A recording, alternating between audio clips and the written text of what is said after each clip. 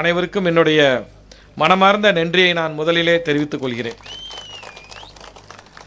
நீண்ட நாள் கனவு இன்றைய தினம் நிறைவேற்றப்பட்டிருக்கிறது.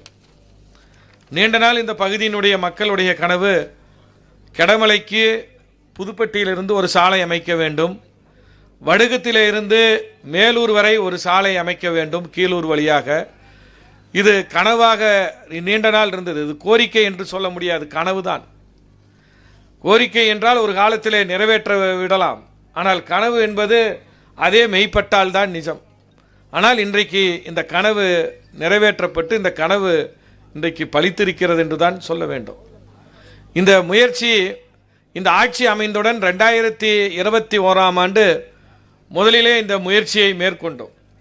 சரி, இந்த முயற்சியை மேற்கொண்ட போது எந்த துறையின் வாயிலாக இந்த பணியை செய்ய முடியும் என்று எண்ணுகிற போது ஏற்கனவே ஊரக வளர்ச்சித்துறையின் மூலமாக இந்த சாலை அமைப்பதற்கு முன்னாள் மாவட்ட ஆட்சியராக இருந்தவர் மெகராஜ் அவர்களை இந்த நேரத்தில் நாம் நினைவு கூற வேண்டும். அவர் ஒரு திட்ட அறிக்கையை தயார் செய்து இப்படியெல்லாம் சாலை அமைக்கலாம் என்று ஒரு வடிவமைப்பை ஏற்படுத்தியிருந்தார்கள் ஊரக வளர்ச்சித்துறையில்.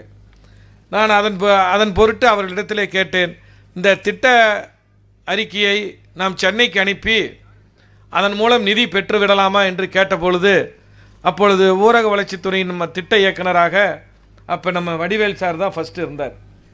அவர் என்ன சொன்னார்னா, ப்ராஜெக்ட் ரிப்போர்ட்லாம் ரெடிங்க, நம்ம அந்த ஊருக்கு ரோடு போடணும், ஃபாரஸ்ட் அனுமதி வாங்கணும், ஃபாரஸ்ட்டில் பர்மிஷன் வாங்கணும், அப்படின்னா க்ரீன் பெஞ்சில் கோர்ட்டு டைரக்ஷன் வாங்கணும், அதுக்கு பிரவேஷ் போர்ட்டல் இருக்குது, அதில் போடணும், இது பெரிய வேலை இருக்குங்க. இது முடித்தாதான் இந்த திட்ட அறிக்கையை நாம் அரசுக்கு அனுப்பி நாம் நிதி பெற முடியும். நிதி பெறதெல்லாம் ரெண்டாவது, முதல்ல வனத்துறையுடைய அனுமதியை பெற வேண்டும் என்று எண்ணினோம்.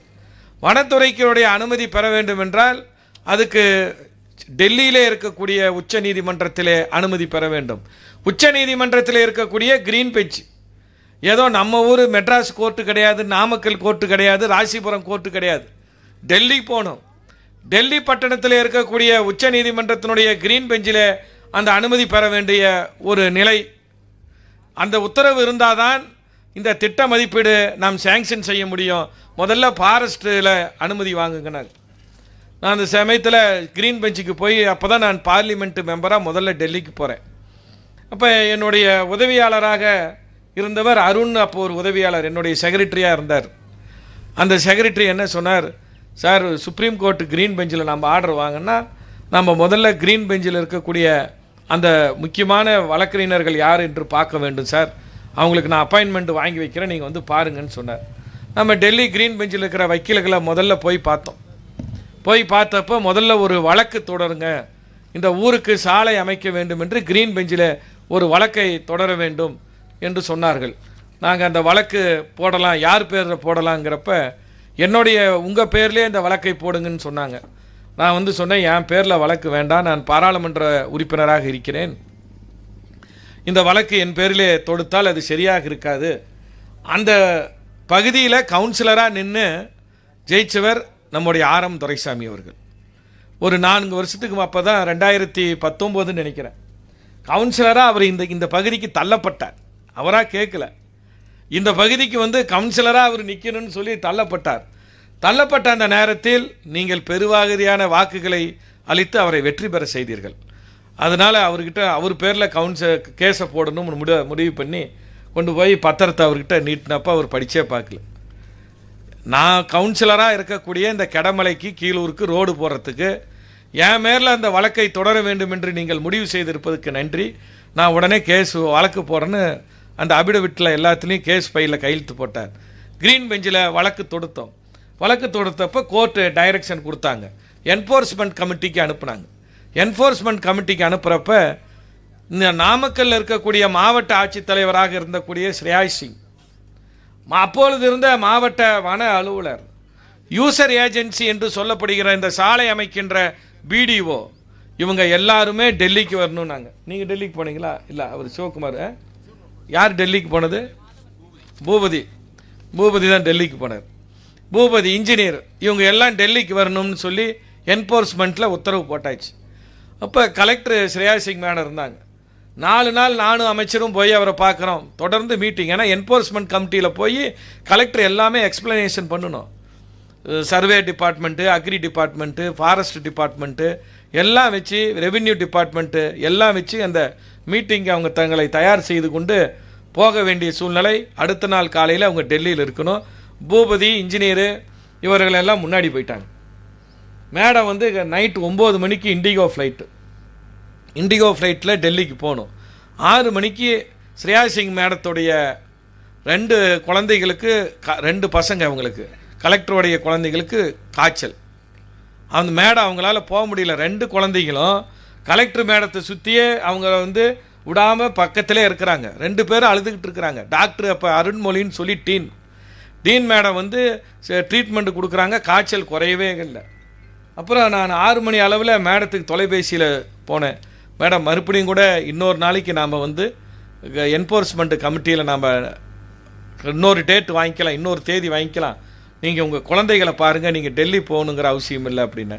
சார், இது எவ்வளோ கஷ்டப்பட்டு இன்றைக்கி கேஸை வந்து வழக்கு தொடுத்து இன்றைக்கி நமக்கு இந்த தேதியை கொடுத்துருக்குறாங்க. நம்ம போகாத விட்டால் அது இன்னும் எவ்வளோ நாள் கழித்து கிடைக்கும் என்று தெரியாது.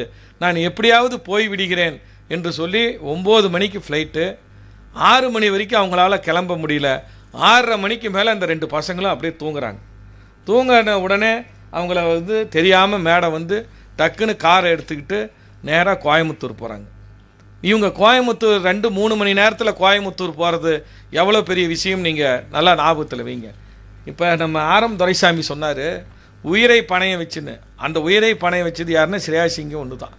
காரில் போகணும் வேகமாக. காரில் போகிறப்ப அப்போ ஏர்போர்ட் டைரக்டர் இருந்தார். அவர் பேர் செந்தில்னு. அந்த ஏர்போர்ட் டைரக்டர், கோயம்புத்தூர் ஏர்போர்ட் டைரக்டருக்கு நான் ஃபோன் பண்ணி, எங்கள் கலெக்டர் 9 மணிக்கு டெல்லி ஃப்ளைட்டை பிடிக்கணும், நாளைக்கு டெல்லியில் இருக்கணும், இப்படி இந்த போதமலை கிடமேலை சம்மந்தமான கேஸு போயே ஆகணும், மேடத்தோடைய பசங்க 2 பேர்த்துக்கும் காய்ச்சல், அவங்கள தூங்க வச்சுக்கிட்டு வந்துக்கிட்டு இருக்கிறாங்கன்னு அவர் ஏர்போர்ட் டைரக்டர் என்கிட்ட சொன்னார். நீங்கள் எதுவும் பண்ண வேண்டாம், அந்த கலெக்டர் மேடத்தோடைய நம்பர் மட்டும் என்கிட்ட கொடுங்கன்னாங்க. உடனே நான் கலெக்டர் மேடத்தோடைய நம்பர் ஏர்போர்ட் டைரக்டருக்கு அனுப்புனேன். அந்த ஏர்போர்ட் டைரக்டர் நம்ம கலெக்டருக்கு லைனுக்கு போய், மேடம் நீங்கள் பொறுமையாக வரலாம், நான் சொன்ன பிறகு தான் இங்கே ஃப்ளைட்டே கிளம்பும், நீங்கள் ஒன்றும் அவசரப்படாதீங்க, வர்றப்ப சாப்பிட்டு வாங்க, வேகமாக 2 மணி நேரத்தில் கோயம்புத்தூர் வரலாம் என்று வராதீர்கள், கொஞ்சம் மெதுவாக வாங்க, நான் எப்படியும் உங்களை டெல்லி அனுப்பி வைப்பது என்னுடைய பொறுப்பு என்று சொன்னார்கள். இருந்தாலும் நேராக கரெக்டாக ஃப்ளைட் எடுக்கிறதுக்கு 5 நிமிஷத்துக்கு முன்னாடி தான் போகிறாங்க. கடகடன்னு போய் மேலே அங்கே ஏர்போர்ட்டுக்கு கூப்பிட்டு போய் அடுத்த நாள் டெல்லியில் அந்த உச்சநீதிமன்றத்தினுடைய பசுமை தீர்ப்பாயத்தில் ஃபாரஸ்ட் ஆஃபீஸரு, கலெக்டரு, இங்கே இருக்கிற பூபதி, இன்னும் யார் பிடிஓலாம் யார் வந்தாங்க. அப்போ மாதவன் ஒரு பிடிஓ, இன்னொருத்தர் யாருப்பா தம்பி, யுவராஜ் அப்படின்னு AE square, Yuvraj AE square, அவரை மறக்கவே முடியாது, அவரெல்லாம் ஒரு காரணம். இவங்க எல்லாமே போய் என்ஃபோர்ஸ்மெண்ட் கமிட்டியில் ஆஜராகி ஏறத்தாழ நல்லா தெரிஞ்சுக்கோங்க, அன்னைக்கு மட்டும் இந்தியா முழுக்க ஏறத்தாழ மலைவாழ் மக்களுக்கு ரோடு போடுறதுக்கு 6 கேஸ் வருது. அதில் ஒரு கேஸு தான் என்ஃபோர்ஸ்மெண்ட் அப்ரூவல் கொடுக்குறாங்க, அது நம்ம கீழூர் போதமலைக்கு ரோடு போடுறது. அன்னைக்கு கேஸில் நமக்கு வெற்றி அடைந்து ரோடு போடுறதுக்கு பர்மிஷன் கொடுத்துட்டாங்க.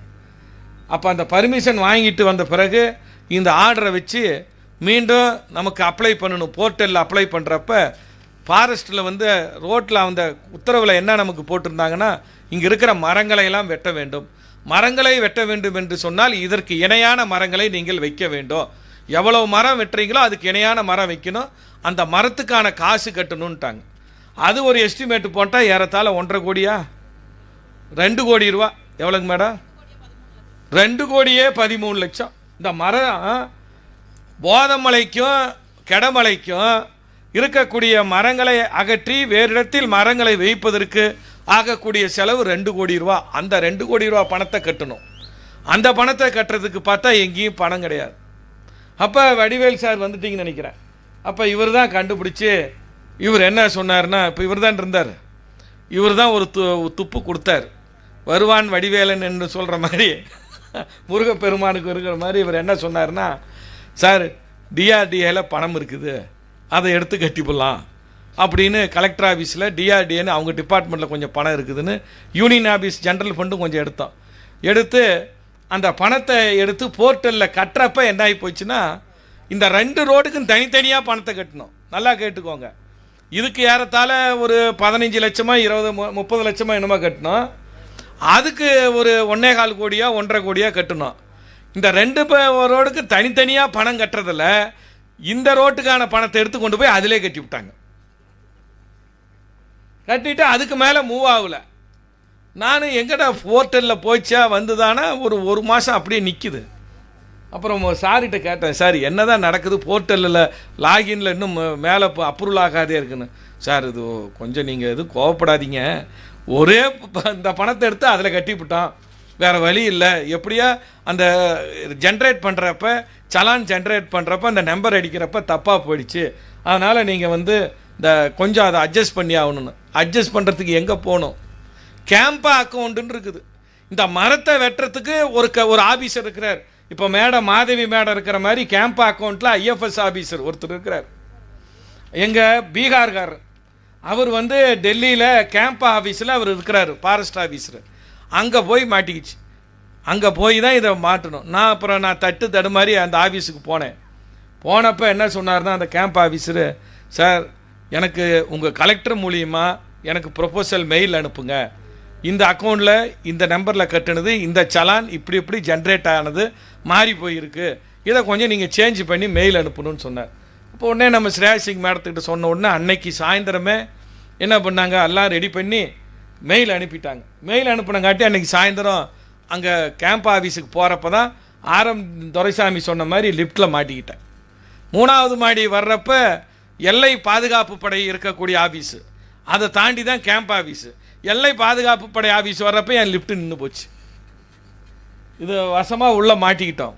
அப்புறம் நல்ல வேலையாக அங்கே இருக்கிற எல்லை பாதுகாப்பு வீரர்கள்லாம் வந்து என் விசிட்டிங் கார்டெல்லாம் அனுப்பி பார்த்து எங்களை ஒரு வழியாக லிஃப்ட்லேருந்து எடுத்து அப்புறம் கேம்பா ஆஃபீஸுக்கு கூட்டிகிட்டு போய் அப்புறம் அந்த ஆஃபீஸர்கிட்ட சொன்னோன்னே அக்கௌண்ட்டில், சார் இவ்வளோ தூரம் கஷ்டப்பட்டு வந்துட்டீங்க, என் கூட 10 போலீஸ்காரர் வந்துட்டார்.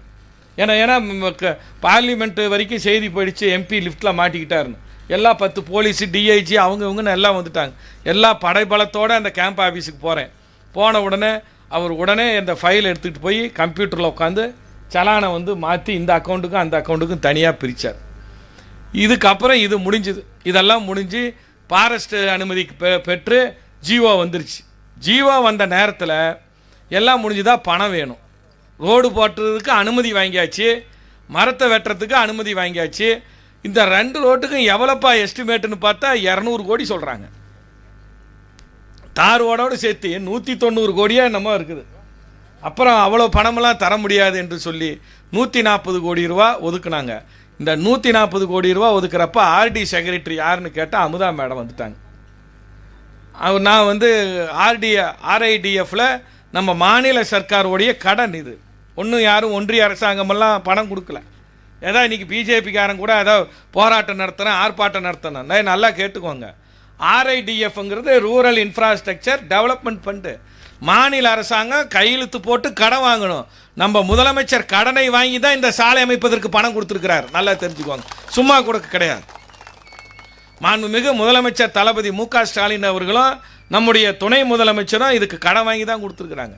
துணை முதலமைச்சர்கிட்ட கொண்டு போய் இதுக்கு இவ்வளவு பணம் ஒதுக்கணும் அப்படின்னு சொல்லி அண்ணன் நாமக்கல் வந்தப்போ அவர்கிட்ட நான் அமைச்சர் எல்லாம் மனு கொடுத்தோம். மனு கொடுத்தப்ப அந்த மனு எல்லாம் கடைசியாக வந்து யாருக்கிட்ட வந்தது, இவங்க அமுதா மேடத்துக்கிட்ட வந்தது. வந்தப்போ மேடம் சொன்னாங்க, சார் எல்லாம் உங்களுக்கு ரோடு போட்டுறோம், ஒன்றும் பிரச்சனை இல்லை, அங்கே இருக்கிற மக்கள்லாம் எவ்வளோ தெரிஞ்சுக்கிட்டோம், ஆனால் ஒரு கம்ப்ளைண்ட் உங்களை பற்றி சொல்கிறாங்க சார் அப்படின்னாங்க. என்ன மேடம் என்னை பற்றி கம்ப்ளைண்ட் சொல்கிறாங்கன்னு?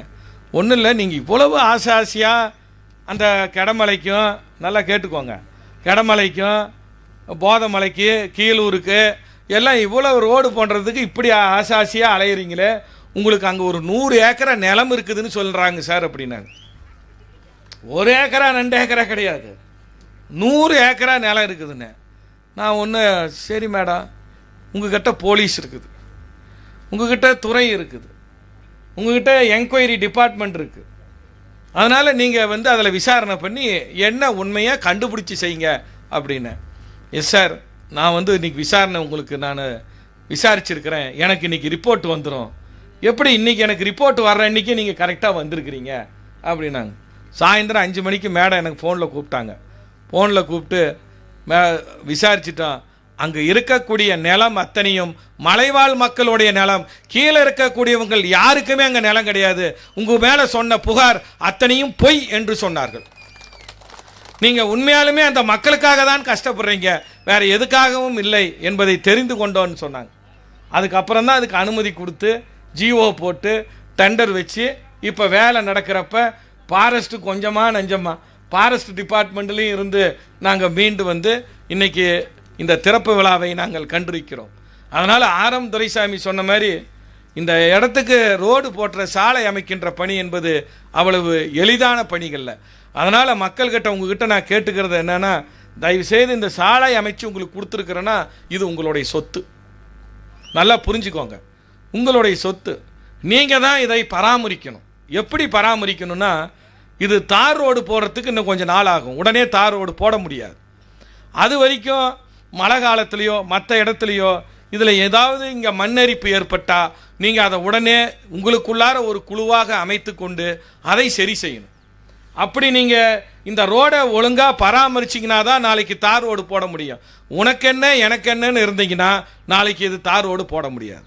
மாதேஸ்வரன் கனகராஜ் கேட்டு போயிடலாம், ஆனால் உங்களுக்கு உண்மையை நான் சொல்ல வேண்டும். அதனால் தயவுசெய்து இதை பராமரிங்க. உங்களுக்கு யாராருக்கு இந்த ரோடை பயன்படுத்துகிறப்ப கரெக்டாக பராமரிங்க. மழை காலத்துலேயும் மற்ற காலத்துலேயும் மண்ணரிப்பு ஏற்படாமல் பராமரிங்க. என்ன காரணம்னா, நீங்கள் வாழ்வாதாரம் இல்லாதனால எல்லாரும் கீழே போயிட்டீங்க, எல்லாரும் கீழே தான் பாதி பேர் இருக்கிறீங்க. இப்போ உங்களுக்கு சாலை அமைக்கப்பட்ட பிறகு நீங்கள் மேலே வந்து விவசாயம் பண்ணுறதுக்கு மீண்டும் மேலே குடியேற வேண்டும், மேலே வந்து விவசாயம் செய்யலான்னு இப்போ மிளகு வைக்க எல்லாம் பண்ணுறீங்க. சந்தோஷம், வாழ்த்துக்கள். ஆனால் இப்போ தான் நீங்கள் மேலே வரீங்க. நாங்கள் ஒரு கரண்ட்டு டிரான்ஸ்பாரம் பீஸ் போயிடுச்சு, டிரான்ஸ்பாரம் சரியாக போயிடுச்சு அப்படின்னா அதை கூட நீங்கள் வந்து எடுத்துகிட்டு போக மாட்டேங்கிறீங்க. உங்களுக்காக எது செஞ்சாலும் அதை பயன்படுத்திக்கிறதுக்கு எண்ணம் உங்ககிட்ட கிடையாது.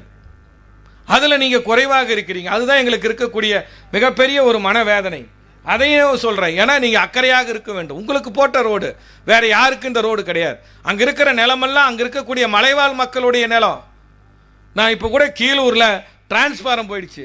ஏப்பா அந்த டிரான்ஸ்பாரம் உங்களுக்கு தானே, டிரான்ஸ்பாரம் நீங்கள் எடுத்துகிட்டு போங்கன்னு நான் உங்களுக்கு எல்லா நிதி உதவி பண்ணி எத்தனையும் பண்ணாலும் அதை எடுத்துகிட்டு போக மாட்டேங்கிறாங்க. உங்களுக்கு நாளைக்கு இதுக்கு அக்கறை நீங்கள் கம்மியாக இருந்தது அப்படின்னா இந்த சாலை பழுதுபட்டால் மீண்டும் பிரச்சனையாகும், நல்லா தெரிஞ்சுக்கோங்க. அதனால் இங்கே ஊரில் இருக்கக்கூடிய இங்கே கடமலையில் இருக்கக்கூடியவங்க இது நம்ம வீட்டு சொத்து. ஒவ்வொருத்தருக்கும் நல்லா தெரிஞ்சுக்கோங்க. இருக்கிற கடமலை மக்கள் எத்தனை பேர் வந்திருக்கிறீங்க? நான் கடமலை தான் எனக்கு சொந்த ஊருன்னு சொல்கிறவங்களாம் கை தூக்குங்க, நல்லா கை தூக்குங்க. நம்ம கை தானே, நேராக தூக்குங்க. இத்தனை பேர் கடமலைக்காரங்க வந்திருக்கிறீங்க, நல்லா புரிஞ்சுக்கோங்க. 30 எத்தனை கோடி சார் இருக்குது இந்த ரோடு போடுறதுக்கு? 34 கோடி ரூபாய் இந்த கடமலைக்கு ரோடு போட. ஒவ்வொரு குடும்பத்துக்கும் எவ்வளவு தெரியுமா அரசாங்கம் கொடுத்துருக்குது? மனசாட்சி தொட்டு நீங்கள் சிந்தித்து பாருங்கள். ஒவ்வொரு குடும்பத்திற்கும் 20 லட்சம் 15 லட்சம் ஒரு குடும்பத்துக்கு தலைக்கட்டு வரின்னு போட்டோம்னா 20 லட்சம் ஆகும் ஒரு குடும்பத்துக்கு. நல்லா யோசனை பண்ணிக்கோங்க. 20 லட்சம் ரூபா ஒவ்வொரு குடும்பத்துக்கும் அரசாங்கம் உங்களுக்கு கொடுத்துருக்கு. அதை காப்பாற்றுறது உங்களுடைய பொறுப்பு. இங்கே ஊர் கவுண்டர் வந்திருக்கிறீங்க, பெரிதனக்காரெல்லாம் வந்திருக்கிறீங்க, முன்னாள் ஊராட்சி மன்ற தலைவர் வந்திருக்கிறீங்க. எல்லாத்துக்கும் நான் சொல்கிறது என்னன்னா, தயவு செய்து எங்களுடைய வேலை முடிஞ்சு போச்சு, இனிமேல் உங்கள் வேலை தான் இருக்குது.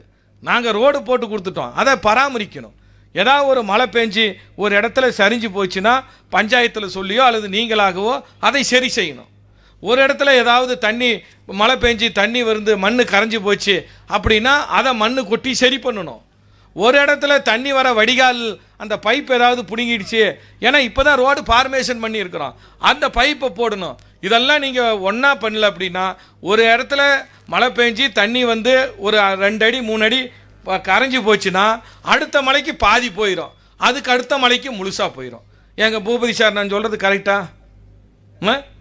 கரெக்ட். அதனால் நீங்கள் வந்து தயவு செய்து நான் உங்ககிட்ட சொல்கிறது என்னன்னா, இவ்வளோ டைம் ஆனாலும் உங்ககிட்ட பேசுறது, இந்த ரோடை தார் ரோடு போடுற வரைக்கும் நீங்கள் பராமரிக்கவில்லை என்று சொன்னால் மீண்டும் இந்த ரோடு பழுதடைஞ்சிருச்சுன்னா மறுபடியும் போடுறது கஷ்டம். அதனால் ஒவ்வொருத்தரும் அதை உணர்ந்து பொறுப்போடு செய்யுங்க. எனக்கு என்ன உனக்கு என்ன அப்படின்னு நினைக்காதீங்க. ஒவ்வொரு குடும்பத்திற்கும் அரசாங்கம் 20 லட்ச ரூபா கொடுத்துருக்குது. எந்த அரசாங்கத்தில் எந்த ஆட்சியில் யார் செய்வாங்க? இப்போ அதிமுக ஆட்சி 10 வருஷமாக நடந்தது. தனபால் மந்திரியாக இருந்தார், சரோஜா மந்திரியாக இருந்தாங்க. யாராவது உங்களை திரும்பி பார்த்தாங்களா? உங்களை திரும்பி பார்த்து முதல்ல செஞ்சது திமுக ஆட்சியில் 2006 எம்எல்ஏ இருக்கிறப்ப முதல்ல உங்களுக்கு லைட்டு கொடுத்தோம், லைட்டு கரண்ட் கொடுத்தோம். அதுக்கப்புறம் மறுபடியும் திமுக ஆட்சியில் தான் செய்கிறோம். அதனால் தயவு செய்து நீங்கள் இந்த சாலையை பராமரிக்க வேண்டும் என்று கேட்டுக்கொண்டு, நம்முடைய முதலமைச்சர் அவர்கள் இன்றைக்கி இருக்கிற திட்டங்கள் அனைத்தையும் நீங்கள் பயன்படுத்தி கொள்ள வேண்டும். மகளிர் உரிமை தொகையிலிருந்து காலை உணவு திட்டத்திலிருந்து பெண்களுக்கு அத்தனையும் செய்திருக்கிறார். இப்போ உங்களுக்கு கடமலைக்கு டிராக்டர் தரப்போகிறோம், சொசைட்டி ஆரம்பிக்க போகிறோம், எல்லாம் நடக்கும். விவசாய பணிகள் அத்தனையும் நடக்கும். உங்களுக்கு தனியாக பேங்க் வரப்போகுது. மேலே போதமலைக்குன்னு சொல்லி லேம்ப் சொசைட்டி தனியாக வரப்போகுது. எல்லாத்துக்கும் லோன் தர போகிறாங்க, டிராக்டர் தர போகிறாங்க, வேளாண்மை விரிவாக்க மையம் வரப்போகுது. இப்படி விவசாய பணி செய்கிறதுக்கு உங்களுக்கு உரம் எல்லாமே இனிமேல் மேலேயே சேரும். அதனால் கீழே இருக்கக்கூடியவர்களெல்லாம் மேலே நீங்கள் விவசாயம் செய்யலாம். அதே நேரத்தில் இந்த சாலையும் நீங்கள் பராமரிக்க வேண்டும் என்று கேட்டு நன்றி கூறுகிறேன். நன்றி, வணக்கம். சிறப்புமிகு